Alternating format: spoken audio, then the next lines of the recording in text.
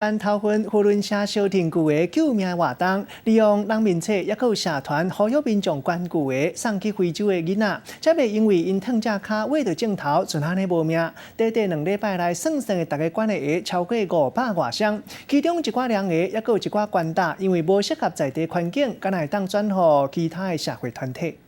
拖鞋不行啊，皮鞋不行。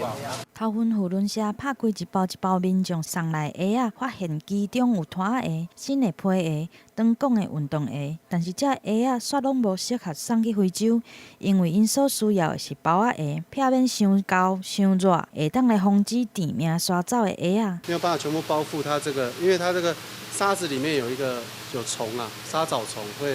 会跑到 小朋友的皮肤里面。热心的民众讲，透过网络知影非洲肯亚乌干达交接的所在，有一位加拿大的牧师伫咧当地甲民众讲解起一间学校，其中8成的囡仔因为无鞋通好穿，每工搁爱行点外钟的路带当去学校上課，伫咧路中就有可能来感染这个沙蚤。为着要让这个学生会当安心来上课，所以就来发动捐旧的救命的活动。I am at this event today to help pack the clothes and the shoes to send to Africa, so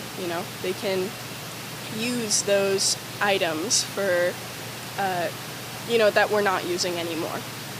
Put our stuff to a good use. 对美国来的16岁交换学生，头一天开学，就来斗3工做义工，互大家感受到爱心，真正是无分国界。而且短短2个礼拜，就摸到500多双鞋啊，80卡牌啊，其中60双鞋啊，甲30个牌啊，拢无适合非洲的环境，会来转送予其他的单位。记者综合报道。